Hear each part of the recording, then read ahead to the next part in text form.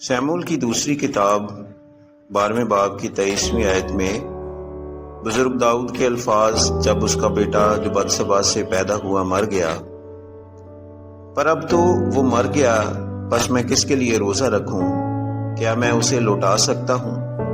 मैं तो उसके पास जाऊंगा, पर वो मेरे पास नहीं लौटने का। दाऊद बादशाह के ये अल्फाज जो उसने अपने मरे हुए बेटे के ताल्लुक से बोले, जाहिर करते हैं कि दाऊद बादशाह अपने बेटे को फिरदौस में देखता है, जबकि बाइबल मुकद्दस ज़बूर 51 उसकी 5वीं आयत में बयान करती है, देख मैंने बदी में सूरत पकड़ी और मैं गुनाह की हालत में माँ के पेट में पड़ा।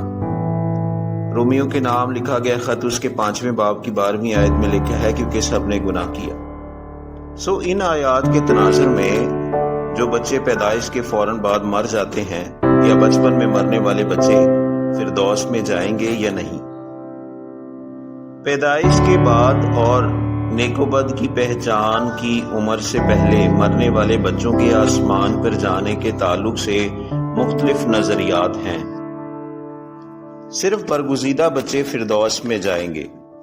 कैल्विनिज्म के पैरोकार इस नजरिए के हामी हैं कि सिर्फ वही बच्चे फिरदौस में जाएंगे जो बरगुज़ीदा हैं। सिर्फ बरगुज़ीदा बच्चे फिरदौस में जाएंगे।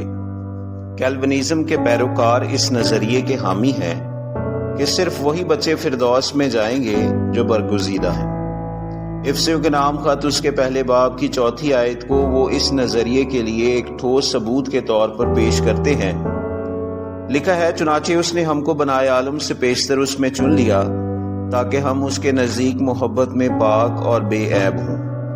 रोमियो के नाम खत उसके 8वें बाब की 29वीं आयत में लिखा है, क्योंकि जिनको उसने पहले से जाना उनको पहले से मुकर्रर भी किया कि उसके बेटे के हम शक्ल हों, ताकि वो बहुत से भाइयों में बेलौठा ठहरे। और इस नजरिए के मुताबिक जो बरगुज़ीदा नहीं वो दोज़ख में जाएंगे। इस नजरिए के हामिल उलमा बरगुज़ीदा बच्चों और बालिग बच्चों की बरगुज़ीदगी में कोई फर्क नहीं गर्दानते। ये कहते हैं कि हम सब जहन्नुम की सजा के मुस्तहिक थे, सिर्फ खुदा का रहम ही हमको बचाता है। कैल्विनिज्म के हामी लोगों का नजरिया ये है कि हम सब सजा के मुस्तहिक थे, लेकिन खुदा का रहम हमें बचाता है। दूसरा नजरिया, ऐसे मुर्दा बच्चों की रूहें आसमान पर जाएंगी जिनके ताल्लुक से खुदा पहले से जाने। अगर ये बच्चे जिंदा रहते तो बड़े होकर जरूर खुदावंद यीशु मसीह को अपना निजात दहिंदा कबूल करते।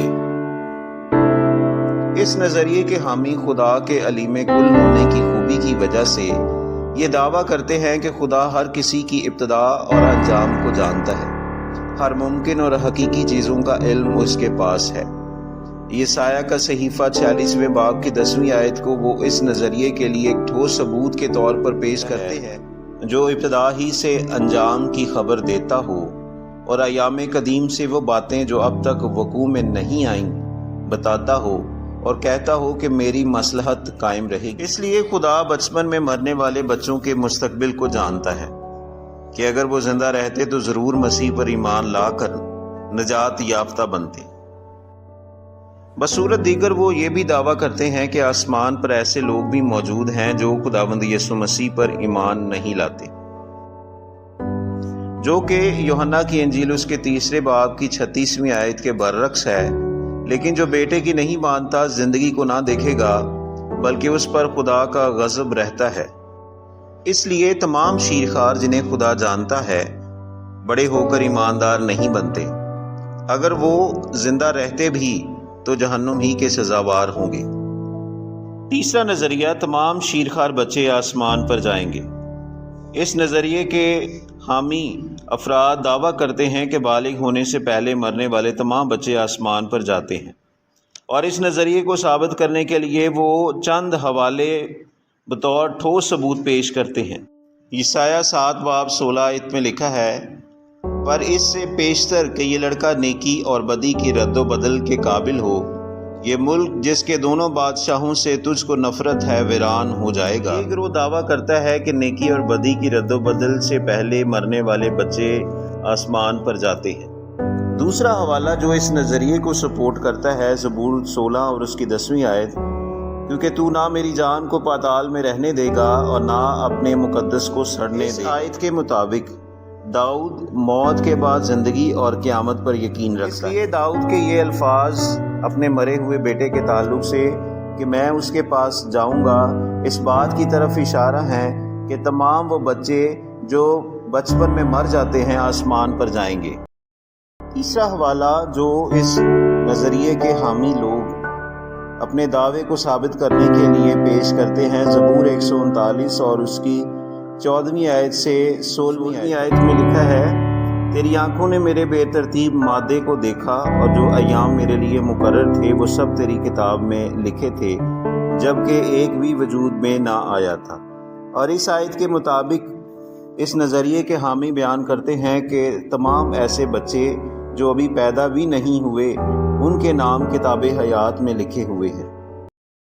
چوتھا حوالہ جو اس نظریے کے حامی لوگ اپنے دعوے کو ٹھوس ثابت کرنے کے لیے بیان کرتے ہیں، مرکز کی انجیل 10واں باب 14ویں آیت میں کچھ اور ان سے کہا بچوں کو میرے پاس آنے دو، ان کو منع نہ کرو کیونکہ خدا کی بادشاہی ایسو ہی کی ہے۔ یہ آیت اس بات کی طرف اشارہ ہے کہ تمام بچے آسمان پر خدا کی بادشاہی میں شامل ہوں گے۔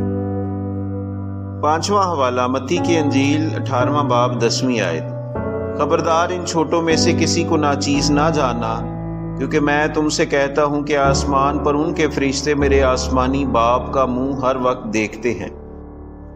چھٹا حوالہ جو اس نظریے کے حامی لوگ اپنے دعوے کو ٹھوس ثابت کرنے کے لیے بیان کرتے ہیں، رومیوں کا خط اس کا 5واں باب 18ویں آیت سے 19ویں آیت، کیونکہ جس طرح ایک ہی شخص کی نافرمانی سے بہت سے لوگ گنہگار ٹھہرے، اسی طرح ایک ہی فرما برداری سے بہت سے لوگ راست باز ٹھہریں گے۔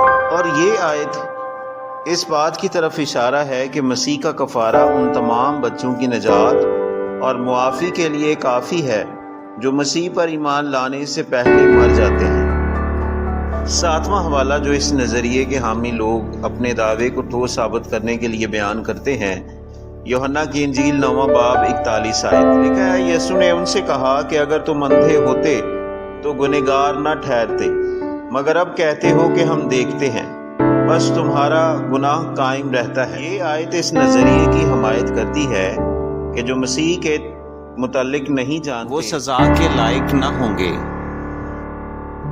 جبکہ یوحنا 3:36 کے مطابق جو مسیح کو جان کر قبول نہیں کرتے ان کے لیے فردوس میں جگہ نہ ہوگی۔ جو بیٹے پر ایمان لاتا ہے ہمیشہ کی زندگی اس کی ہے، لیکن جو بیٹے کی نہیں مانتا زندگی کو نہ دیکھے گا بلکہ اس پر خدا کا غضب رہتا ہے۔